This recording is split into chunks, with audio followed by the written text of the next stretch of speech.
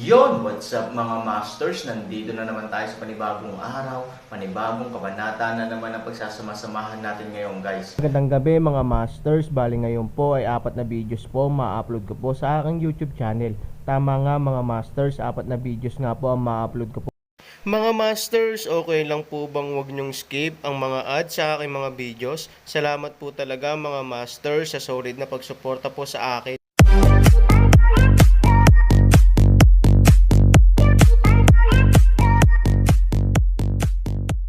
Bali mga masters, kung bago ka pa lang po sa aking YouTube channel, please click the subscribe button, lalong-lalo na po yung notification bell guys, para maging connected pa rin tayo sa isa't isa at maging updated kayo sa mga susunod ko pang video. Bali mga masters, bago natin umpisahan ng kwento ay mag-shoutout po muna tayo para sa mga solid nating tagapakinig. Shoutout kay Jay Ilakas at shoutout kay RB Tuya. Yun na nga mga masters, no? Bali hindi na ito patagalin. In 3, 2, 1, let's go! Kabanata 2281 hanggang 2285.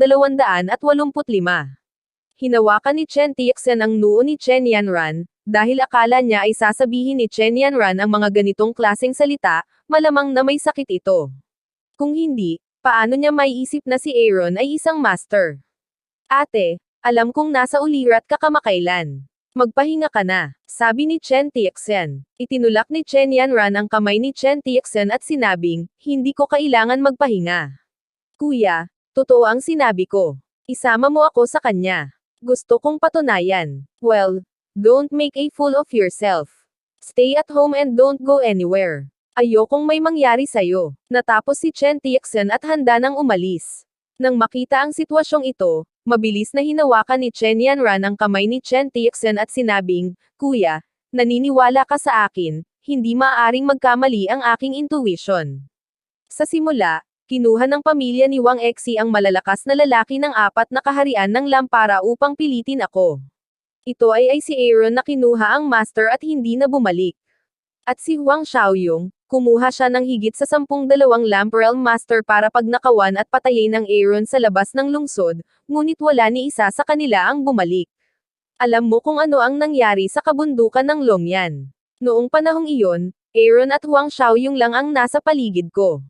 Sa lakas ni Huang Xiaoyong, imposibleng tanggapin ang 7-star beasts. Aaron ang gumawa ng lahat ng ito. Mukhang makatwiran ang tawag na ito, ngunit iniisip ni Chen Tianxian na nalilito si Chen Yanran. Ayon sa kanya, hindi ba't ang Panginoon ni Huang Xiaoyong ay si Aaron? Paano ito naging posible? Sinabi mo na gusto ni Huang Xiaoyong na patayin si Aaron, ngunit nahulaan mo na ang Aaron ay ang Panginoon muli ni Huang Xiaoyong. Sa tingin mo ba totoo iyon? Walang magawang sabi ni Chen Tianxian. Totoong hindi ito totoo, ngunit alam ni Chen Yanran na tiyak na maraming bagay ang hindi niya alam at hindi mahulaan. At bago niya makilala ang Han 3,000, hindi itatanggi ni Chen Yanran ang kanyang ideya. Kuya, totoo ba? Pwede mo naman akong isama sa Aaron. Chen Yanran isang mukha kahilingan ng sabihin. Ayaw ni Chen Tianxian na matugunan ng kanyang kapatid ang pag-aaksaya na iyon, at ibinalik niya ang isang babae. Natatakot si Chen Tianxian na mas ma-stimulate si Chen Yanran kapag nakilala niya ito. Ngayon ay mayroon siyang ilang mental disorder. Ayaw ni Chen Tianxian na lumala si Chen Yanran dahil dito. Tingnan mo mabuti si Miss. Kung aalis siya sa bahay ni Chen, ikaw lang ang magtatanong. Sinabi ni Chen Tianxian sa katulong na babae, ito ay upang ipagbawal si Chen Yanran. Walang lakas ng loob na magsalita ang alilang babae, tumango lang siya. Pagkaalis ni Chen Tianxian, si Chen Yanran, sa kawalan ng ulirat, ay umupo sa gilid ng kama, na parang nawala ang kanyang kaluluwa. Miss, sa tingin ko rin ay masyadong malayo sa marka ang iyong ideya. Hindi mo ba alam kung anong klaseng tao si Aaron? Paano siya magiging master? At paano siya mapapaalis ng young master sa pamilya Chen kung napakalakas niya? Sabi ng maid kay Chen Yanran, umaasang mapatahimik ang mood ni Chen Yanran.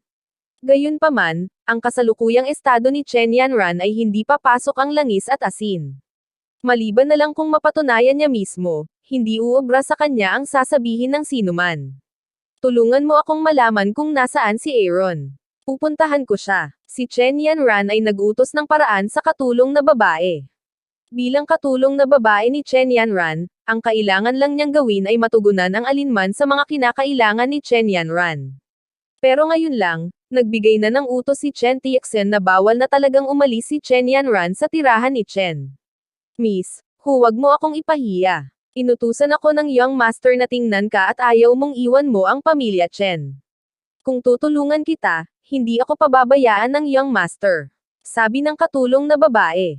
Chen Yanran looked at the maid like frost and said, natatakot ka ba na hindi ka niya pakawalan? Hindi ka ba natatakot sa akin? Miss, sa sobrang takot ng katulong na babae ay lumuhad siya sa lupa at paulit-ulit na sinabi, huwag mo akong ipahiya, miss. Isa lang akong katulong. Ikaw at ang young master, hindi ako nang ahas na masaktan ang sinuman. Huwag kang mag-alala, papasanin ko ang kahihinatnan ng bagay na ito, ngunit kung hindi mo ako tutulungan ngayon, dapat kang maging malinaw sa mga kahihinatnan, sabi ni Chen Yanran sa malamig na boses. Natakot ang katulong na umiyak ng diretso.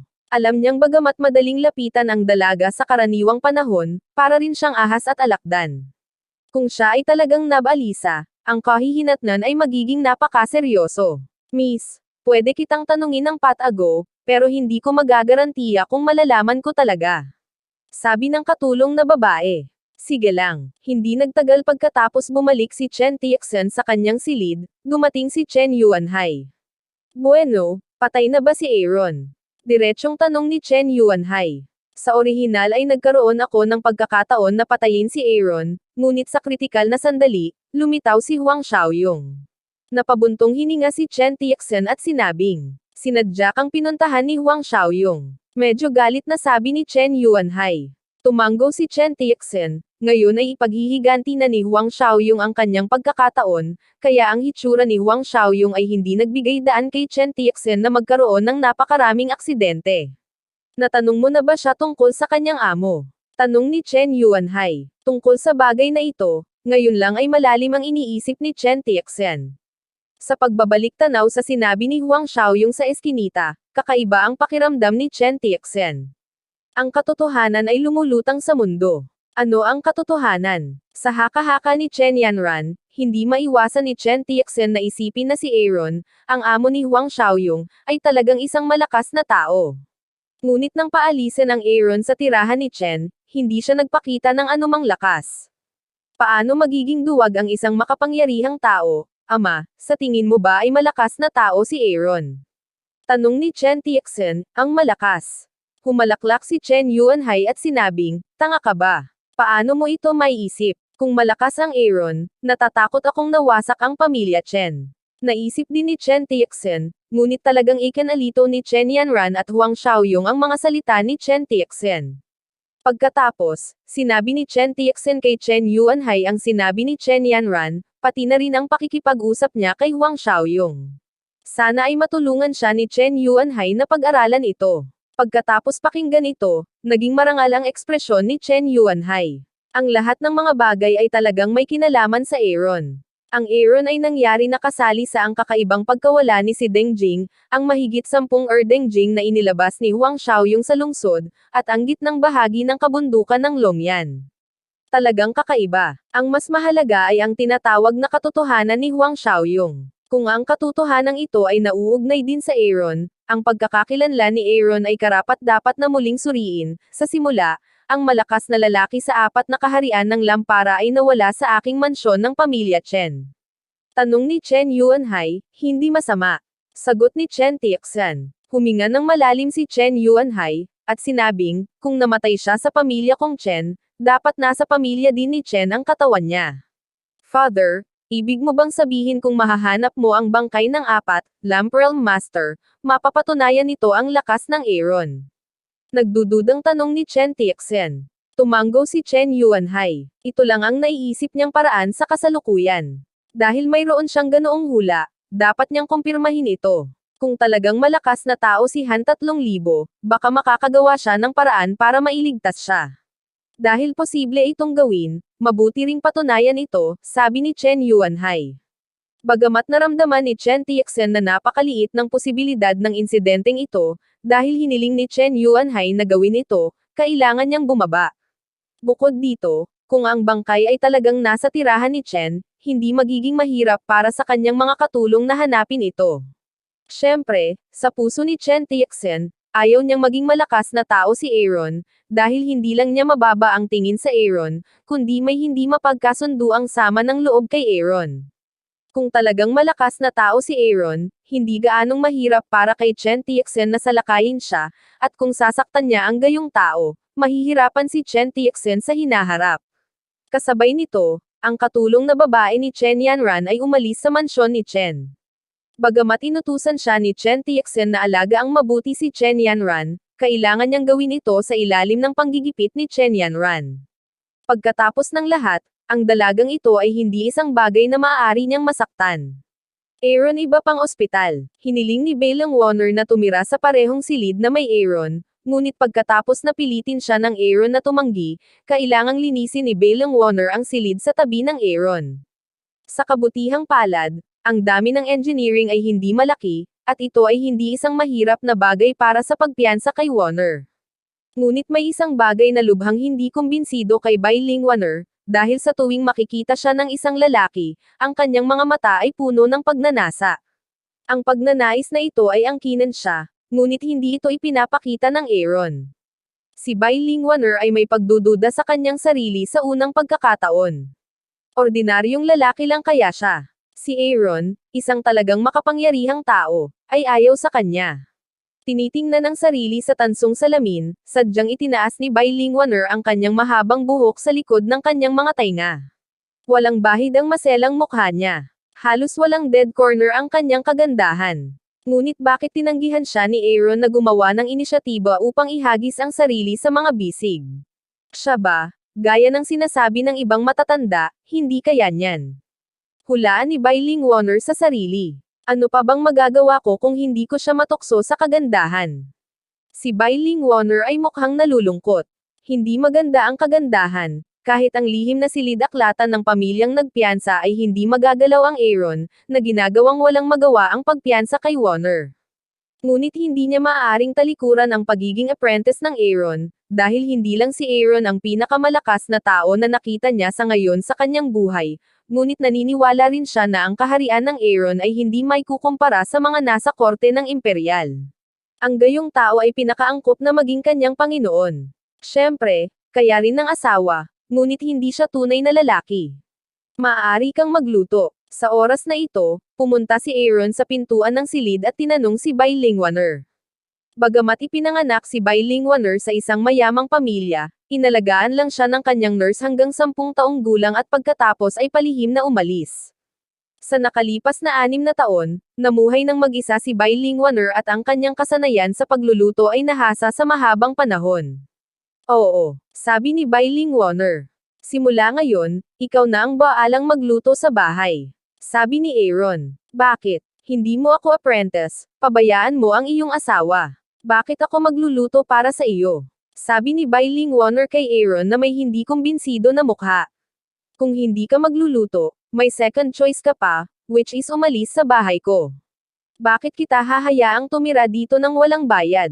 Sabi ni Aaron. Si Bailing Warner ay nasaroon ng ay nasaroon ng loob at nasabi lamang, pinag-uusapan ko lang ito.